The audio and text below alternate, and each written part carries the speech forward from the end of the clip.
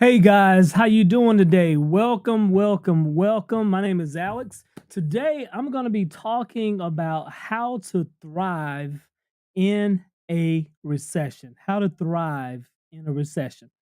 If this is your first time joining me, my name is Alex, financial coach. I help people and families create more financial freedom and build wealth so they can live the life they truly want and leave a legacy for their family. So, hey, if this is something that interests you, please consider liking and subscribing. And please share this video with someone that you care about so they can thrive as well. So, hey, in this video, I want to share with you how to thrive in a recession. In a recession. So, I'm going to be sharing with you various things that you can do. And today, I really want to talk about these challenging times that we have right now. So, many of you know the housing market is extremely tight. Many of you have experienced pain at the fuel pump. Maybe you have been buying groceries and the prices of groceries have been skyrocketing as well. Over the years, education has gotten more and more expensive, and it just seems like everything has gone up in terms of price. And just like your boy Fat Joe says, today's price ain't yesterday's price, right? So, so what is it that we need to know and understand in order that you not just survive these rocky times, but how can you thrive during these times as well? So let's first identify or define what does it mean to have a recession. Okay, so if you look at the entire country, right? If you look at the economy of the entire country, when the economy of the entire country uh, uh, shrinks or does not expand for, we'll say, a period of 4 to 6 months, that is considered a recession. So when companies are not producing more, when people are not buying more, when we are not exporting more, then the economy ceases to grow. It no longer grows.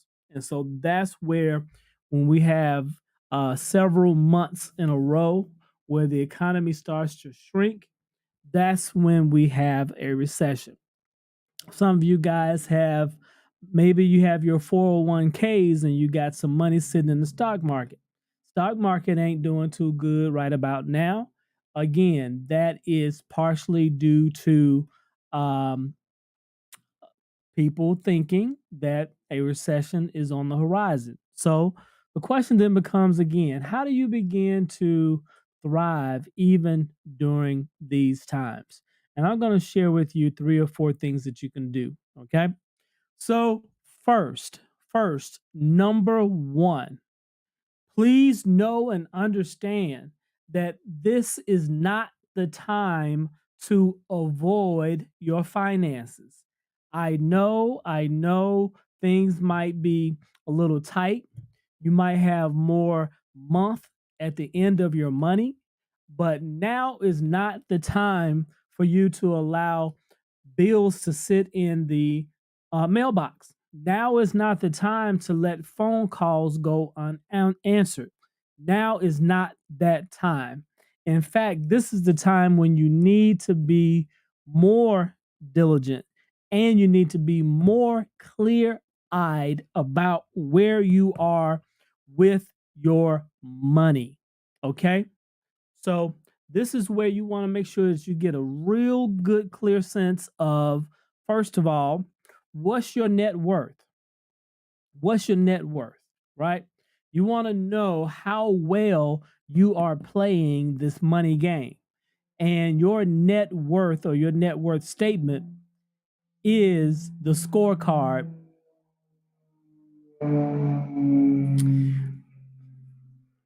plane overhead, right?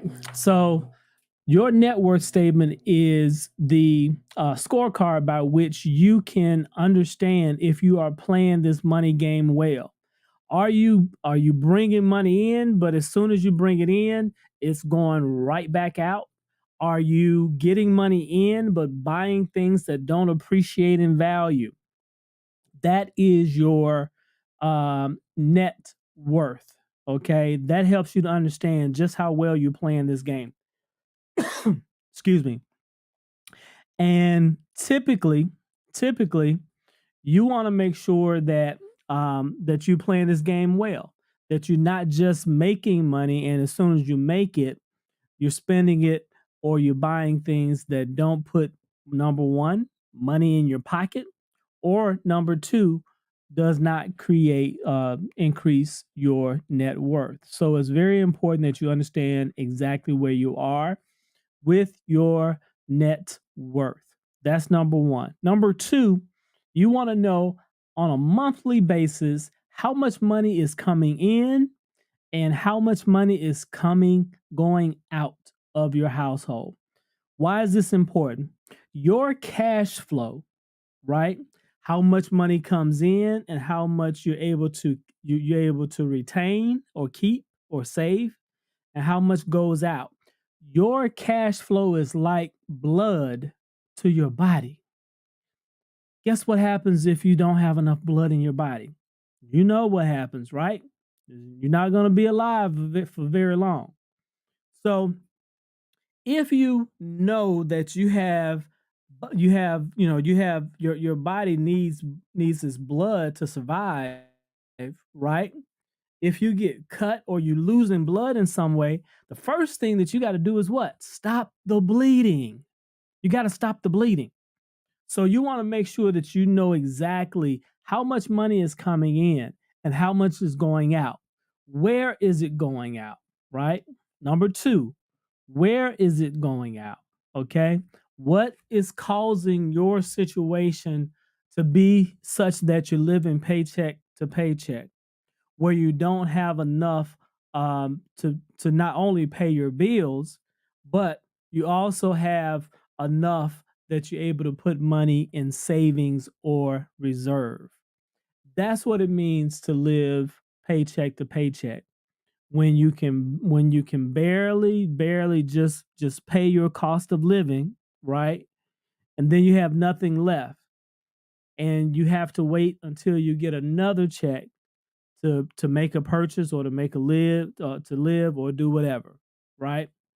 And so the first thing that you have to do is you have to get a clear picture of where you are with your finances. How well have you been playing the game, which is your net worth statement?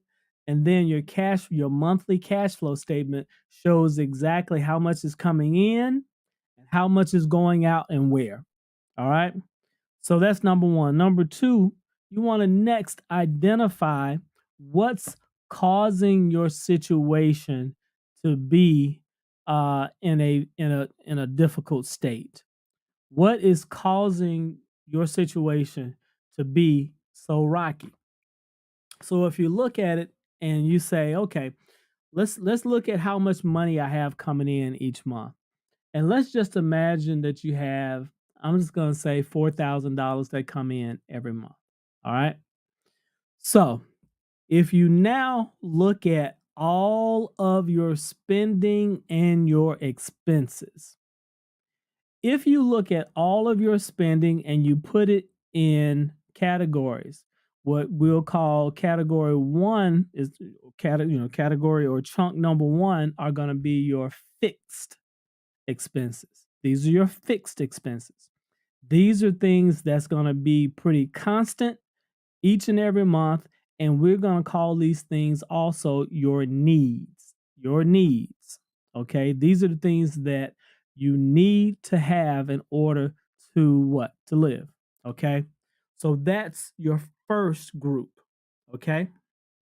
Now, the next thing is you want to put your other expenses, your wants, and your discretionary spending, right? You want to put that in the next category. These are your variable expenses.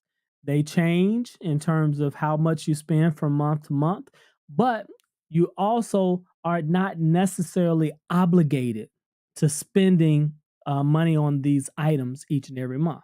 Okay. So the fixed category is what you have to pay. Okay.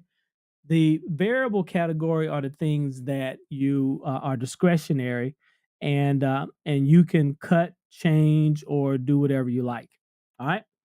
So now, if you look at how much money you have coming in, and then you compare that to how much you spend on your needs and your fixed items, if your fixed items exceed the amount of money that you have coming in each month, that says we have a serious problem. We have a spending problem, a spending problem. Okay.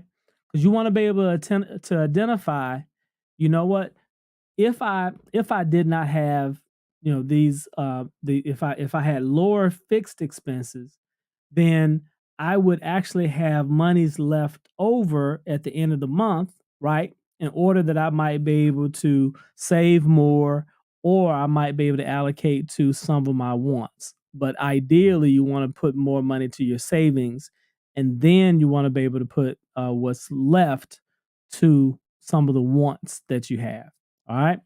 So again, if you're able to pay your your fixed expenses from the amount of money that you generate every month, but you have some other wants left over, then that means that you might need to take a look at your spending, because it says even if you got rid of all of your variable expenses, you still could not cover your fixed costs or your needs.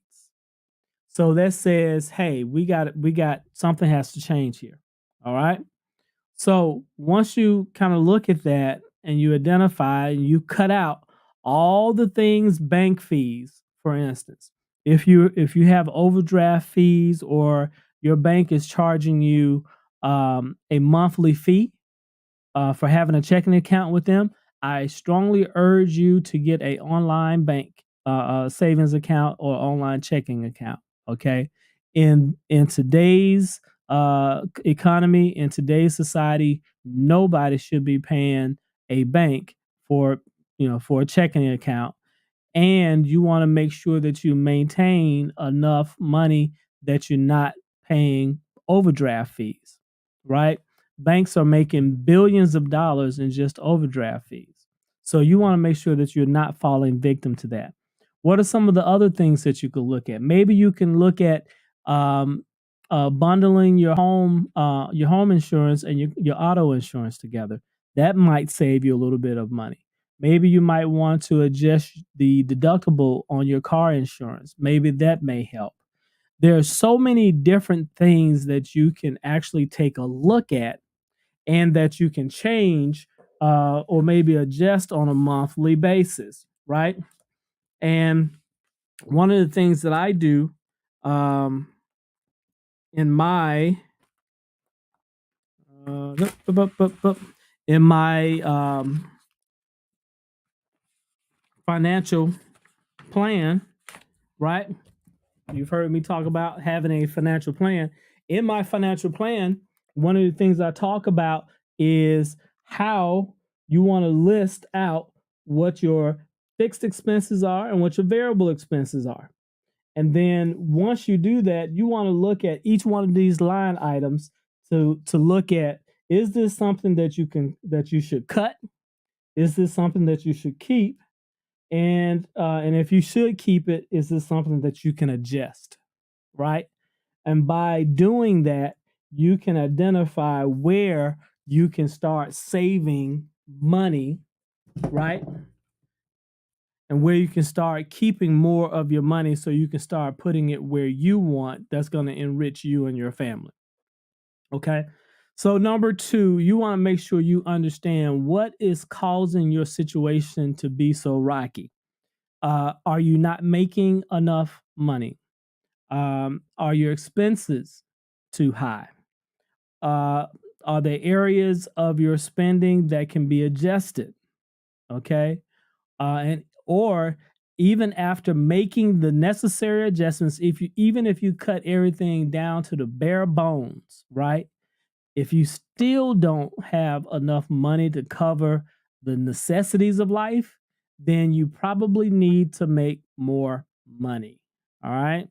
So, number two, you want to identify what's causing your situation to be so rocky. And then finally, number three, as you are going through it and you're looking at each and every line item, each and every element of your spending plan, you want to make sure that you are cutting it down to the very basics of what you need. Because if you're living paycheck to paycheck, you want to make sure that you're starting to hold on to some money. So if you have a month that goes by where you can actually start, you can save a little money, even if it's $20, $50. If you're able to save even $20 or $50 and you've paid all of your bills for the month, then that puts you $20 or $50 or $100 ahead. Okay? So that means if you do it again the following month, right? You do it again the following month, now, guess what? That means that you got $100 or $200 in your savings. And we all know that roughly about 43% of Americans can't even come up with $400 if they had a $400 emergency. So you want to make sure that you start cutting things so you can start saving money and you can start putting money in reserve and putting it in your emergency fund. If you start doing that, you will stop you pretty soon. It won't be long, and pretty soon you won't be living paycheck to paycheck anymore. You will suddenly find that you have an emergency fund set aside. You'll start having a little bit of breathing room now. You start having less anxiety and less worry about, whether or not, if your car breaks down, you have monies now that you can take care of it. If the hot water heater goes out, or somebody's threatening to turn off your lights, whatever it is, if you are able to start saving money and stop having money going out of the door on unnecessary stuff, right? The more you're able to set aside, the more comfort you're going to have and more confidence you're going to have in your financial situation. So, so that's number three. And then finally, you just want to start looking at, do I have a spending issue? Am I not making enough money? Is it debt that's holding me back? Um, or um, or is my money just simply not growing fast enough? We know, like I said before, at the top of the segment, I talked about how much prices are going up, and we know inflation is taking out right now roughly about 8% of your money. So that means for every $100 that you have, if it continues at this pace, that $100 a year from now will only be worth $92 because inflation is running about 8% now. So when you begin to identify exactly where you are, and then you start looking at what's causing your situation to be a challenge to you, now you can start identifying what should be my number one goal here. Do I need to start making more money? Does that need to be my number one goal? Or am I making pretty good money, but I got a spending issue? Maybe spending needs to be addressed. Or you might look at it and say, hey, you know what? My debt to income ratio is way too high.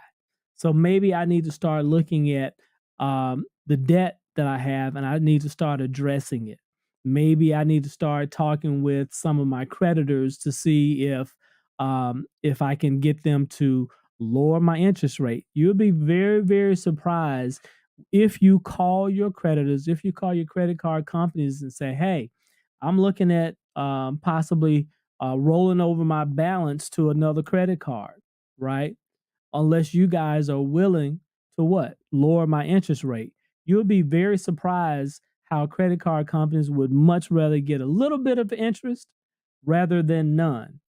So you have to be the boss, the master of your money. And the more and more you're doing that, the more and more you will suddenly find yourself being able to what? Save more money. When you start saving more money, you won't be living paycheck to paycheck. You will start putting monies in reserves. You're actually starting to set yourself up where you're now in a position where you can start investing, because you can't properly invest if you don't have monies saved to live on. That's one mistake that many people make, is they want to start saying, "Hey, how can I flip my money? How can I make my money grow? How can I double my money?" All these crazy, outlandish ways of thinking. But the problem with that is, if you truly want to invest and invest well and invest in a way where you're able to grow and benefit, you want to invest for the long term. You're not looking to flip your money. You're not looking to trade, okay? um those are situations for for a totally different type of person. You want to be able to get to a place where you have emergency savings, that you're setting money aside, that you're starting to pay down debt and get out of debt. You want to make sure that you are generating more income, and as you start doing that, now you can begin to start investing your money and making it grow. And that's how you thrive in a recession. In a recession, you have to change your behaviors from when the economy is doing well. You can't keep doing some of the same things that you've been doing when the times are good. When it's a recession and the times are a little bit more difficult, a little bit tighter, hey, you got to tighten up the belt a little bit, right? But if you're willing to make those changes, if you actually do make those changes, you're going to find yourself in a position where you're not struggling as much as other people are, and you'll be in a position where you're able to take advantage of the situation. You'll be able to find things that are on sale. You'll be able to find stocks, uh, cars, assets. See, when other people that didn't make the necessary change, they're gonna have to start selling stuff. And guess what? That might be a good time for you to start buying stuff dirt cheap. So, you know what? When everybody else is buying, you need to be selling. When everybody else is selling, you need to be buying. You can get stuff on discount when that happens.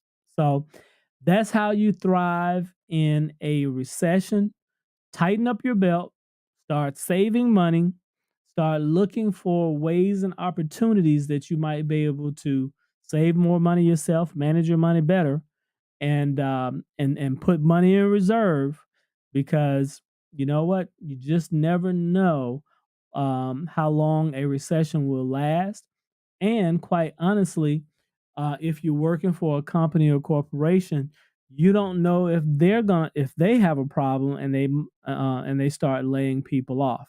You want to make sure that you're in a position that you can withstand a layoff, right? So there you have it, guys. I'm going to be sharing tools, tips, and strategies and principles with you. And so over the next few days, same time, 7 p.m. Eastern time. And I hope you tune in.